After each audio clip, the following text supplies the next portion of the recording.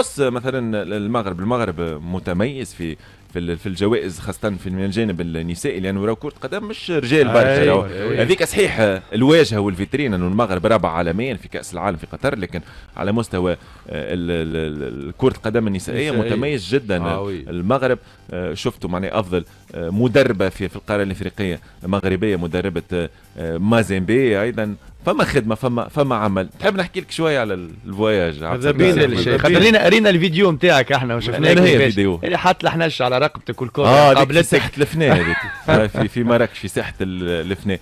هذيك ما فيهاش تروكاج خاطر شفته قريب من عمل حاجه. هي عمل هذيك ساحه الفناء معروفه بالافاعي الكبرى وبالقرده. هي انت قربتك هيك؟ قربت والله قربت يا سمير والله قربت.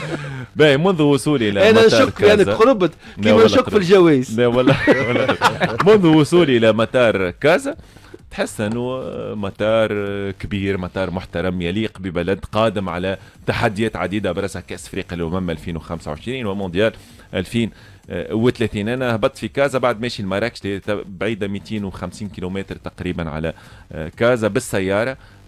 كي تشوف شوارع كازا، انا ما شفتش مدينه كازا لكن الشوارع نظيفه، شوارع واسعه على اعلى مستوى. طريق السياره لوتوروت تربط تقريبا كازا والمدن الكبرى بكل مدن المغرب. احنا متوجهين لمراكش حفرة ليه. طريق سيارة جميلة جدا على أعلى مستوى. الوصول كان سريع إلى مدينة مراكش ساعتين تقريبا شوية. سلس طبعا المشي في الطريق سيارة في اللوتوروت. شوارع جميلة جدا دوب ما توصل لمدينة مراكش. أنا الحقيقة وقعت في حب المدينة. هي مدينة جميلة. مراكش الحمراء اللون سومون، تحس لون جميل، لون موحد بالنسبة لكل المباني. وفما قانون يفرض على الجميع تلاء المباني والحيوط في مراكش باللون هذاك. السيرفيس الخدمات على أعلى مستوى، نزل فاخرة، نزل جميل جدا حطونا فيه. طبعا الجامعة الملكية المغربية بالمناسبة نتوجه لهم بكل عبارات الشكر على حسن الضيافة، على حسن الاستقبال. وكي يفرحوا واسمعوا كي يسمعوا بيك تونسي يفرحوا بيك.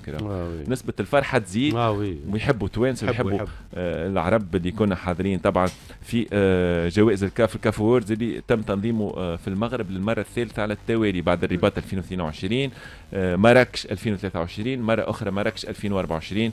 قصر المؤتمرات اللي تم تنظيم فيه هذا الحفل، بروتوكول طبعا وكل الأمور التنظيمية كانت على أعلى مستوى. 10/10 اللي ريتو أنا الحقيقة سمير. حاجة ممتازة جدا. وتحس أنه المغرب والكل في مراكش في كازا في كل المدن متجندين تنظيم التظاهرات الكبرى بداية بكأس أفريقيا للأمم، والأشغال مستمرة طبعا في عديد المناطق ومطارات وتي جي في وهذا كل. دونك الحقيقة برافو للمغرب وهنيئا. كمل انت عملت باي فيان برشا مرات حفظت الثنية. صارت لي طرفة سمير أنا والله صارت لي طرفة ما بعرفش نحكيها. أنا كي هبطت في مطار كازا هزيت فاليز مش متاعي، مش فاليز حقيقة ماهيش حقيقة. هلك تشبهها بالضبط، هي بيضة نفس اللون نفس الماركة نفس الحجم. كي وصلت للبيت تاع الاوتيل وقتها جي رياليزي لي الفاليز ماهيش بتاعي. دونك بسات لك رجعت. الاصدقاء في الجامعه الملكيه المغربيه سموكين قال لك الدنيا كلهم قاموا لا سموكين قاموا بالاتصالات اللازمه. قالوا لي راهو فاليشتك في الفاليز في مطار كازا لازمك ترجع لكازا. دونك رجعت لكازا ومن بعد عاودت رجعت لمراكش. عملت ذولي 800 كيلومتر زايدين 3 مرات بين كازا ومراكش. بالله تحيه كبيره للمستشار والناطق الرسمي باسم الجامعه الملكيه المغربيه صديقي محمد مقروف، مدام كريمه ايضا اللي قاموا بالواجب. كل 5 دقائق يسالوني حاجتك بحاجه شنو ناقصك، وانا ماني ناقص حتى شيء الحمد لله. معناها كل شيء متوفر. انت زايد مش ناقص والله كل شيء متوفر معناها على يعني اقامه فاخره على جميع المستويات.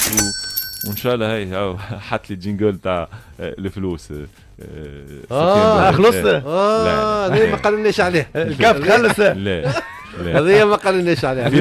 فيما يخص طبعا جوائز الكاف واضح انه كانت فما عنصريه حكى عليها عصام الشوالي مثلا، عنصريه من البلدان الناطقه بالانجليزيه لي زونغلو ساكسون، خاصه منذ صعود موتسيبي، وهذا واضح فيما يخص جوائز الكاف المسنده، وخاصه الجائزه اللي اثارت جدل هي لوكمان على حساب اشرف حكيمي. سمير وي تعتبر انه اشرف حكيمي ظلم؟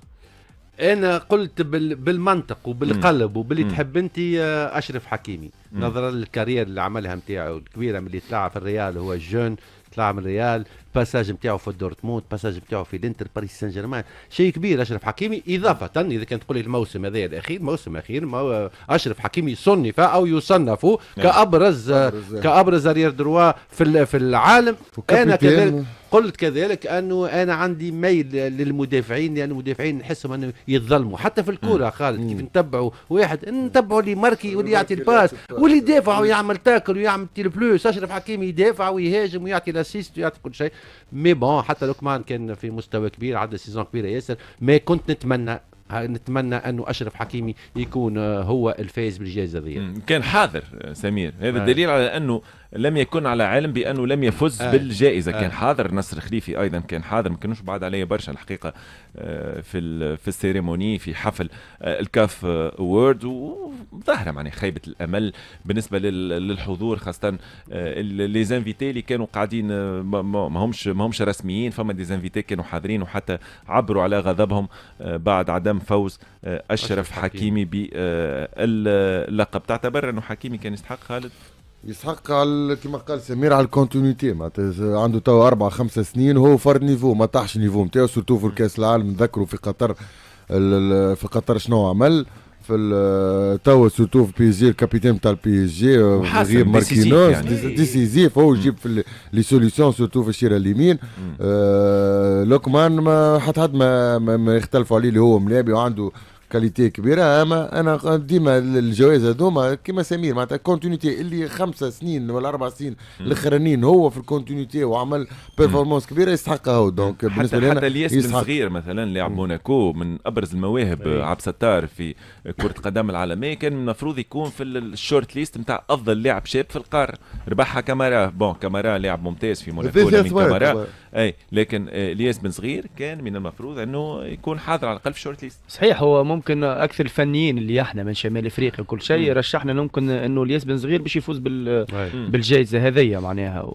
ولكن كما تعرف انت التصويت هذا ما يمشيش على مقاييس فنيه، وكان المدربين فما متداخلين معناها من كل بلاصه، من انا نحب نشوف التصويت، نحب نشوف التصويت شكون صوت لشكون، نحب نشوف وطالب بالكشف عن التصويت. ولكن في السؤال الاولاني انه انا نرى لوكمان خذا الجائزه ذي عن جداره، لانها جائزه نتاع سنه 24، واللي عملوا لوكمان مع الاتلانتا في سنه 24 كيف وصلوا لنهائي كاس افريقيا مع المنتخب النيجيري، 3 أهداف في النهائي والأوروبا ليج. الحقيقة حاجة معناها ما نراوهاش كل يوم من لاعب إفريقي في دوري أوروبي. حتى بونو وصل سيفي. نعم ماهوش موجود في النوميني باش نجموا نحكيو عليه. نحكيو على العام الماضي.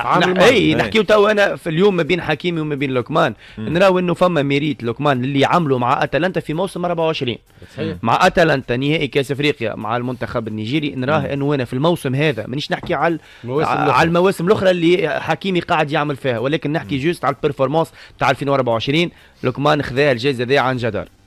فما ملاحظه بركه خاطر احنا نتكلموا توا الاخوين في المغرب نحييهم مره اخرى، تاثير المغرب والليكوليس تاثير المغرب في الجوائز هذه. خسر اشرف حكيمي اللي هو كان ربحها عن جداره واستحقاق احسن رير دروا في العالم، وهذا لويس انريكي كل المدافعين يتكلموا فيه، ثم بن صغير يخسر الجائزه اللي هو يستحقها كذلك. دونك هنا ما عادش نتكلموا على ليكوليس ومدى تاثير المغرب، هنا ولات امور اخرى. ولو انه لي دو جوار اللي حكيت عليهم المغاربه الاثنين كانوا يستحقوا انهم يكونوا في منصه التتويج. نقطه اخرى سمير، بعد الكاف اووردز، بعد السيريموني، بعد الحفل اللي شفتوه اللي كان حفل ممتاز جدا من تقديم جلال بوزرارة، نحييه اللي تابعنا باستمرار، وكيت سكوت مقدمة برنامج الشهير الخاص بالتشامبيونز ليج الأوروبية على قناة CBS مع تيري هنري، جيمي كاراغير وميكا ريتشاردز. تم إمضاء اتفاقية بين الفيفا والمغرب، افتتاح طبعا وتدشين مكتب للفيفا في المغرب راهو حاجه كبيره برشا. مهمة المكتب برشا. هذا موجود في باريس، موجود في ميامي، موجود في جاكرتا، هذول في اندونيسيا، على ما استحضر المكسيك ايضا فيها مكتب. دونك باش تكون المغرب قاطره الكره الافريقيه بالنسبه للفيفا. هذه حاجه مهمه كاول جداً. بلد افريقي هكا اول بلد افريقي، اول مكتب للفيفا في افريقيا، اول في المغرب مكتب للفيفا في افريقيا، في افريقيا يكون في المغرب بحضور رئيس الحكومه حاجة ممتازة المغربيه. cérémonie de signature de l'accord de siège bureau africain de la FIFA. هذا مكتب الفيفا بالمغرب. وكنا حضرنا على امضاء الاتفاقيه ذي، كان انفانتينو حاضر، موتسيبي طبعا، فوزي لقجع رئيس الجامعه الملكيه المغربيه، وطبعا رئيس الحكومه في المغرب. نقطه اخرى بالله خالد، انا راني لبست توكسيدو في حفل جوائز الكاف. التوكسيدو هذايا طبعا راعي الاناقه وسبونسور نتاعنا اللي هو انا وياك، اللي هو مستشفى تونيزي صديقنا فراس كشو، نحيوه برشا. اش قولك سمير؟ باهي اللبسه؟ شنو باهي؟ اناقه كبيره ياسر يا خويا. غيبت سليتي اناقه ممتازه برشا. برافو برافو. سلموا عليه برشا فراس، وشكرا جزيلا. حتى في انتظار احنا الزفه هذه الزواوله لا مرة ينوبنا من حب الجانب. سمير انت السي في نتاعك راهو ربي نتاعك راهو ثري وثري جدا. ربي يفضلك. شكر كبير لمستشفى تونيزي لصديقي فراس كشو. شويه لضاعت هذه في المطار معناها. التوكسيدو لا في يدي، في يدك هذيك مستحيل. التوكسيدو اللي وفره لنا صديقنا فراس كشو قمه في الاحترافيه الحقيقه، يهتم بكل التفاصيل، يسالك شنو الكادر الخاص بالسيريموني، وين السيريموني باش تتعمل. بلي رجعونا شويه الصور خاصه لي زانفيتي اللي كانوا حاضرين. يسالك حتى شنو الصباط اللي باش تلبس، وينصحك شنو تلبس، وكل التفاصيل يهتم بها من البابيون للكسوه للسروال هكا. ولا خالد صحيح سلم عليه برشا، سلم عليه برشا ونوجهوا له تحيه كبيره. قابلت عديد النجوم، هذا كاليلو فاديغا مثلا، حكيت انا وياه شويه. كاليلو فاديغا حاجي ديوف هو النجم السيريموني، حاجي ديوف، وكان معاه راضي جعايدي. علاش حاجه بالله صورة راضي جعايدي تا نحكي لك علاش. خاطر انا سالت حاجي ديوف قلت له تونس استحقت الفوز في 2004 نعم ام لا؟ قال لي بون ما كانش فما فار وقتها، ولي كونديسيون كل كانوا مع تونس. وراضي قالوا يزي من الكلام غير دو بارلي، قالوا اون ميريتي دو غاني ا ليبوك. راضي الجعايدي اللي كان ممثل تونس، راضي الجعايدي في السيريموني هذه، وقدم احدى الجوائز. وفما برشا تقدير واحترام من الكاف ومن نجوم كرة قدم الافريقيين اللي هم اساطير تجاه راضي الجعايدي. نحن في تونس راهو ننساو معناها اللي راضي الجعايدي في وقت من الاوقات راهو لعب في البريمير ليغ، شكون يلعب في البريمير ليغ وقتها. نسلم عليه راضي الماركه الكبار معناها ماركه ناسيونال، ماركه تشيلسي، ماركه العديد الفرق. شوف هما قداش يعطيو قدر وقيمه لملاعبيتهم اللي عندهم كارير واعر. وشوف نحن في تونس كيفاش معناتها نحن سيرتو حاجه اخرى، سيرتو معناتها الاخي المغرب كي وصلت العالميه توا كي وبيرو من الفيفا غاديك وكل شيء، مش من فراغ العباد تخدم شوف خاطر عندها اللي تخدم. شوف نحن كنا قبل كانوا معناتها يعطيو بينا مثل، توا هربوا بينا. شوف قداش من عام هاربين بينا. شوف الكيسات نتاعهم، شوف لي تيران نتاعهم، شوف لي كونديسيون نتاعهم، عندهم الفار، عندهم الحكام، عندهم وصلوا 4 مونديال معناتها عباد تخدم معناتها. يا اخي كيكاس مش من فراغ باش تنظم الكاس افريقيا وكاس العالم وتجيب لي ستار هذوما الكل. دونك هما يعطيو قيمه وقدر للملاعبيتهم ولي زاتات نتاعهم، سورتو اللي عاطين سورتو اللي عطاو كرة القدم المغربية. في انتظار زاد تشوف الأندية المغربية السنوات الأخيرة، الوداد والرجاء وبركان وغيرها ومغرب الفاسي غيرها، تشوف الأندية المغربية كيفاش باش تتطور وتحسن على مستوى الميزانية وعلى مستوى بالرغم عندهم مشاكل توا برشا مشاكل مادية. هذاك علاش أنا توا جبت الموضوع. توا عندهم مشاكل مادية، لكن تشوف خلال 3 سنوات الجاية تشوف الأندية المغربية كيفاش مش تولي. خاطر ليكيب ناسيونال تاع المغرب الفوتبول في كرة القدم النسائية، التجهيزات الرياضية، البنية التحتية كلها موجودة. توا مش يهتموا بالأندية على المستوى المالي والفني وكل شيء. في السنوات الأخيرة ننتظر استفاقة أو انتفاضة كبيرة ياسر للأندية المغربية. لا والFRMF الفيدراسيون ماروكان الجامعة الملكية المغربية الحقيقة تشوفوا في عمل على أعلى مستوى. كل شيء يقراوا له حسابه معناها كل شيء وعلاقات وهذا كل مع عديد الاتحادات الإفريقية، لكن هذا لا يمنع أنه صار يعني نوع من التمييز تجاه الأفارقة من شمال أفريقيا اللي هم عرب شمال أفريقيا فيما يخص الجوائز. ما احنا نحكيو على الجوائز، فما جائزة تم الإعلان عليها فيفا ذا بيست، وطبعا فخر سبورشيك، فخر البلاتو اللي يصوت في جوائز فيفا ذا بيست. حاضر معنا بالتليفون طارق الغديري. سي طارق صباح النور.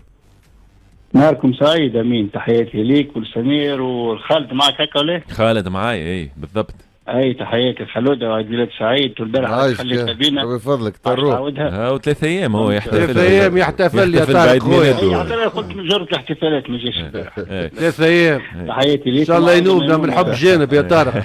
امين امين واجمعين. يلا ممثلنا لدى الفيفا، ممثلنا لدى الفيفا طارق الغديري صوت طبعا لي من صوت؟ انا ريت الاسماء ونحبك انت تفصح على تصويتك. والله انا من 8 سنين قاعد نصوت في 3 فئات، فئه احسن لاعب، فئه احسن مدرب، فئه احسن حارس. صوت داني كارفاخال المرتبه الاولى احسن لاعب، رودري، ثم فينيسيوس جونيور. فينيسيوس الثالث.